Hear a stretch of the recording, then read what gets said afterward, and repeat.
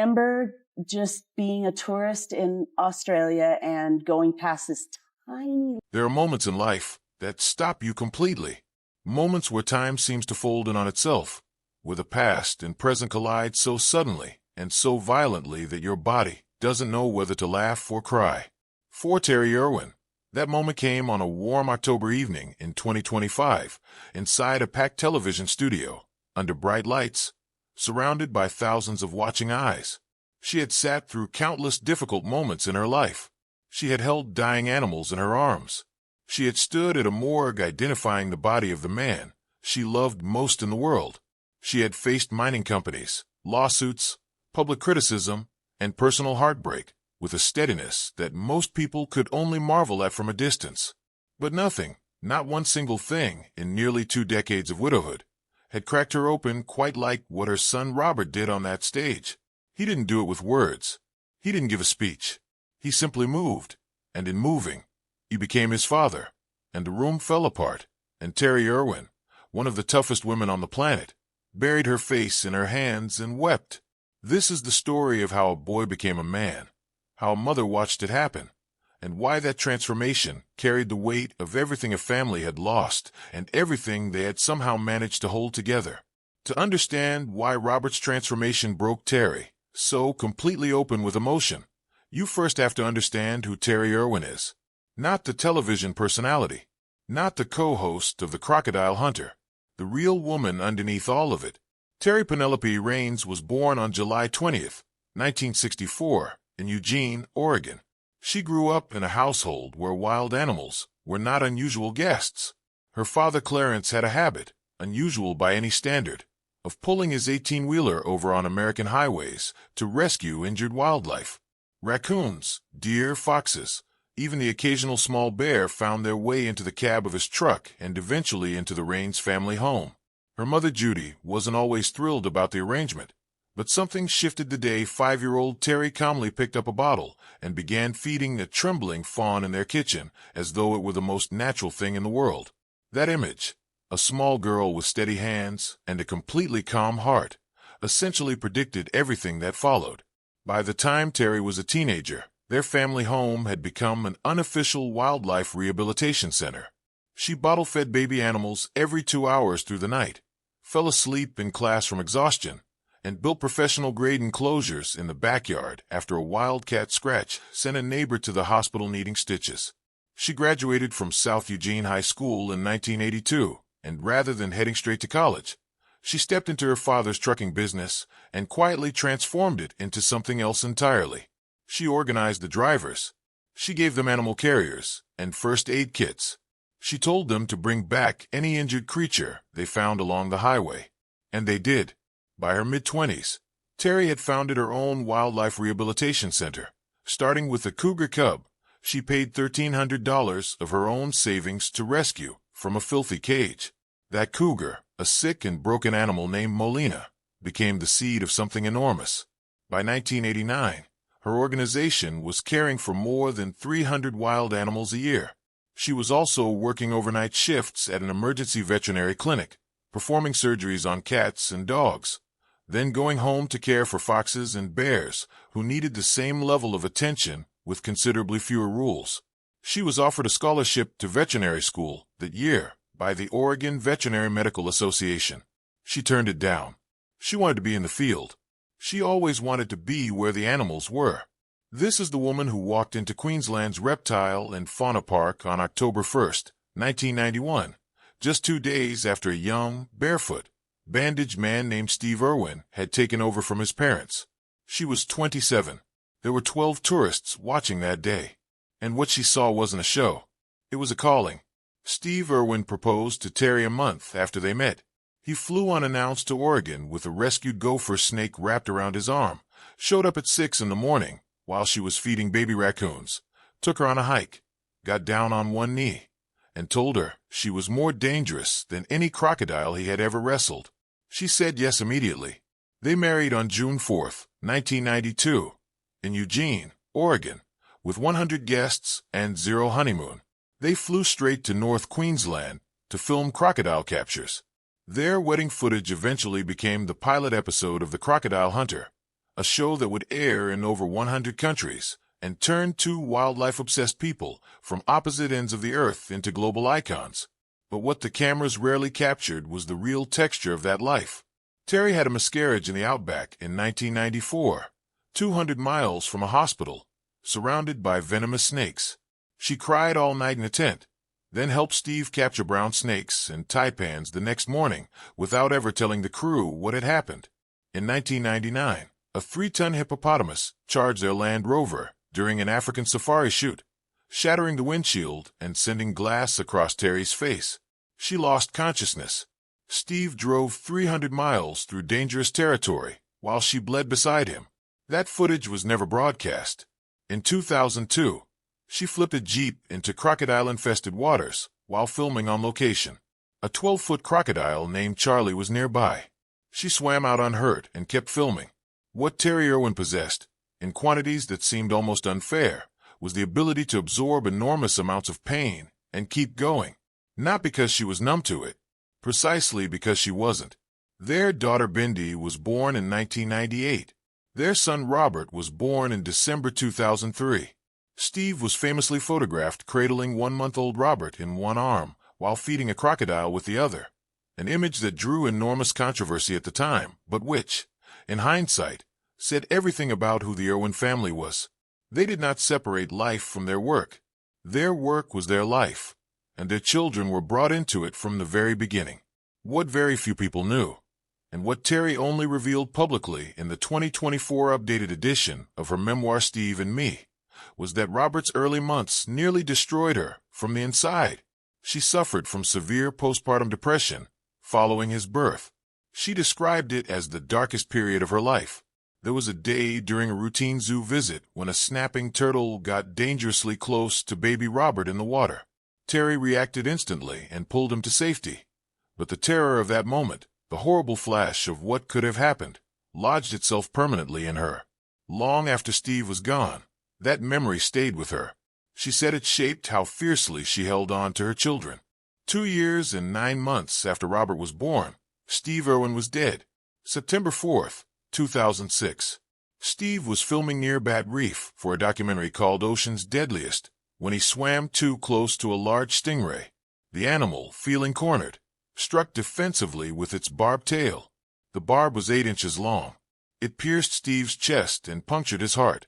Cameraman Justin Lyons, who was in the water with him, initially didn't understand the severity of what had happened. By the time they got Steve to the boat, it was already too late. CPR was performed for over an hour. He was 44 years old.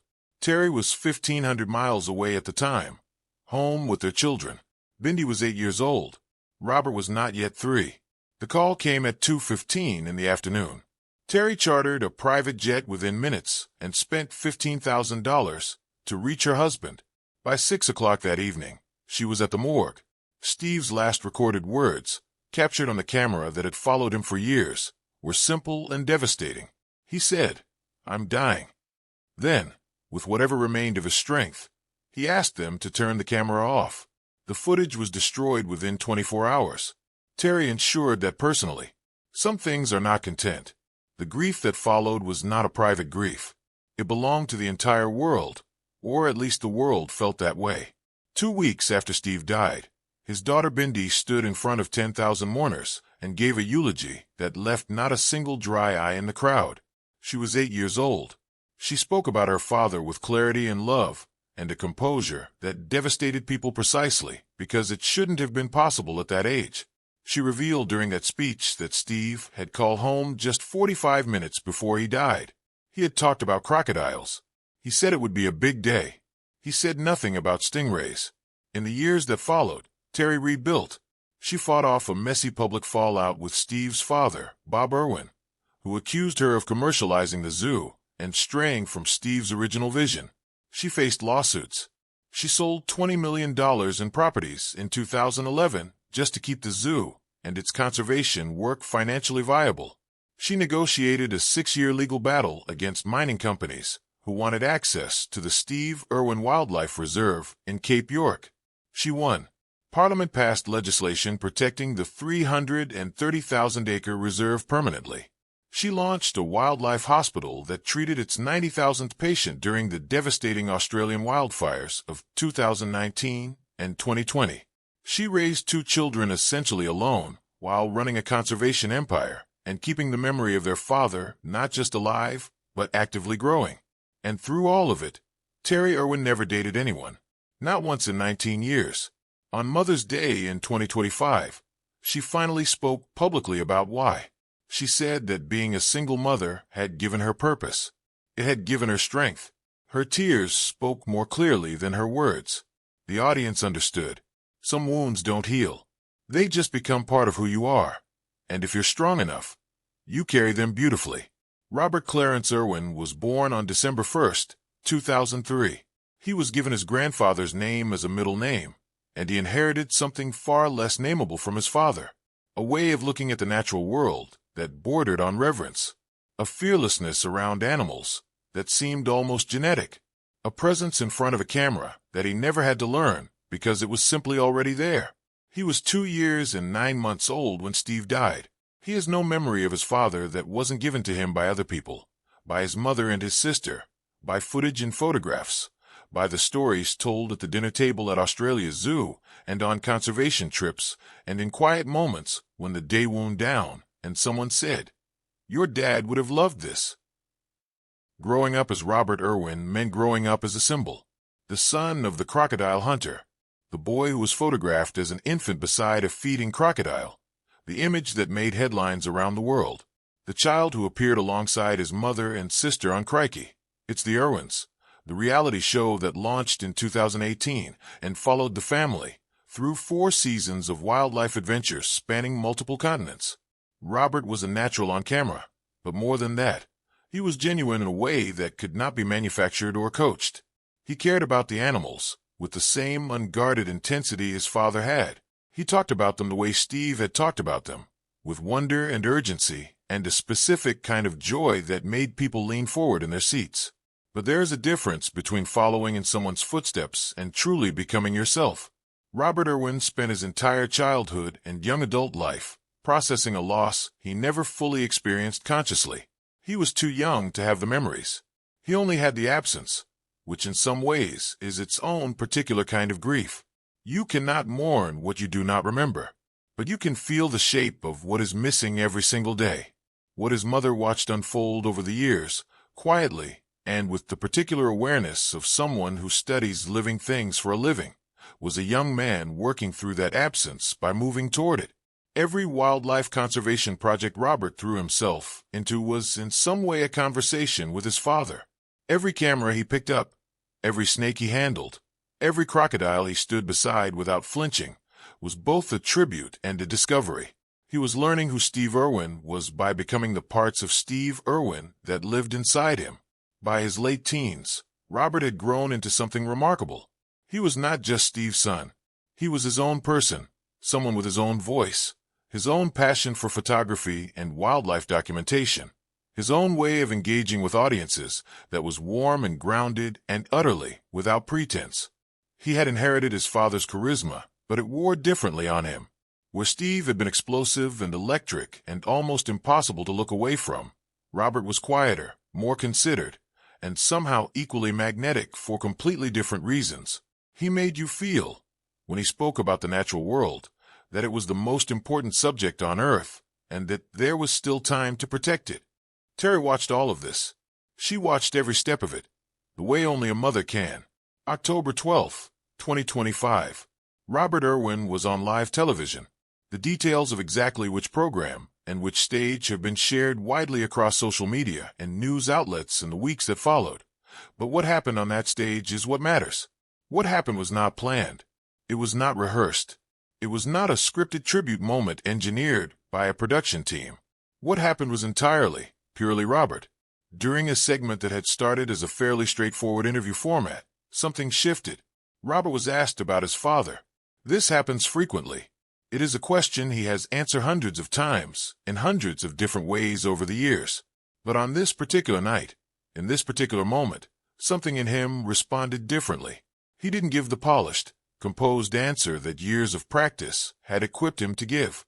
Instead, He began to speak about his father the way you speak about someone when you have finally, after a very long time, stopped trying to protect yourself from how much you miss them.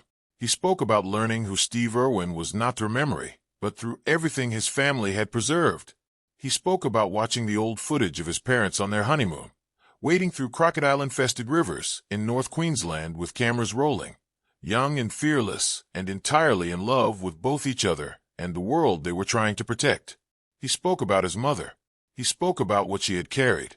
His voice broke once, and he did not hide it. And then the music began. The song was Phil Collins' You'll Be in My Heart, a song Steve had loved, a song that had been played quietly in the Irwin household across many years of mornings and evenings and ordinary moments that held more weight than they seemed to because Steve was no longer there to experience them. Robert turned toward the audience. He said that at every moment, at every milestone, in every room where something important was happening in his life, there was a space where his father should have been standing. And he said that what kept him going, what had always kept him going, was the woman sitting in the audience that night. He looked directly at his mother. Terri Irwin was already undone. Cameras caught it in full. Her hands were trembling. Her eyes had filled before the first verse of the music was finished. By the time Robert had said everything he needed to say, she had her face in her hands, and the tears that came were not the quiet, composed tears of someone managing their grief in public. They were the tears of someone who had been holding something enormous for 19 years and had finally, in that specific moment, been given permission to put it down. The audience was silent. Then they were not silent at all. There is a particular kind of grief that parents who lose a partner carry that is almost never talked about publicly. It is not just the grief of losing the person you loved. It is the grief of raising children who will never know that person the way you knew them, of watching your children grow into people that the person you lost will never meet, of holding both the joy of who your children are becoming and the sorrow of the absence that shaped them simultaneously, every single day, for the rest of your life. Terri Irwin has carried that specific grief for 19 years. She has carried it while running a zoo, while fighting legal battles, while filming television shows on multiple continents, while treating injured wildlife and building conservation hospitals and protecting hundreds of thousands of acres of Australian wilderness. She has carried it through every birthday and every Christmas and every school graduation and every milestone that arrived without Steve standing beside her. And what Robert did on that stage was not simply a tribute to his father. It was evidence. It was living, breathing, undeniable evidence that everything Terri had done, every sacrifice she had made, every sleepless night and difficult decision and lonely morning, had produced something extraordinary. Her son was standing in front of the world, emotionally whole and fully himself, honoring his father with grace and without bitterness, and turning to look at his mother with a love so evident and so specific that it needed no translation. That is what broke her open. Not grief, or not only grief. Also pride. Also relief. Also the overwhelming recognition that she had somehow managed to raise children who not only survived the unsurvivable, but who had grown into people Steve would have been speechless to know. People who moved through the world with the same fearlessness and love for living things that had defined everything he was. Robert Irwin's transformation didn't happen overnight, and it wasn't sudden in the way that headline-grabbing moments tend to suggest. It was the result of years of quiet, steady growth that had been visible to anyone paying close attention. His wildlife photography had, by 2025, been published in major international outlets. His conservation advocacy had moved beyond Australia, zoo into global campaigns. He had become, in his own right, a voice that young people listened to, not because of his last name, though that certainly opened doors, but because of what he actually said and how he said it. He spoke about environmental responsibility with a clarity and urgency that his generation responded to. He was not trading on his father's legacy. He was extending it, reshaping it, making it relevant to a world that had changed significantly since Steve Irwin first pointed a camera at a crocodile in North Queensland. He had also, gradually and quietly, stepped into the role of the man of the family in ways that Terri had never asked of him, but which he had chosen freely. Not the outdated, limiting version of that idea, but the real version, the version that means you show up, you pay attention, you protect the people you love, and you never stop carrying the ones who cannot always carry themselves. Terri had spoken in various interviews over the years about Robert's gentleness, his humor, his remarkable patience with animals and with people. She had described him as someone who had found his own peace with his father's death in a way that she herself was still working toward. She said that watching him made her feel, sometimes, that Steve had found a way to come back, not in a mystical sense, but in the plainest and most beautiful sense, in the way that people live on through the people who love them. What the audience saw on that October night in 2025 was the product of all of that, a young man who had grown fully into himself, who wore both his inheritance and his independence with equal ease, who could stand on a stage and speak about love and loss with the kind of honesty that most people spend their entire lives avoiding.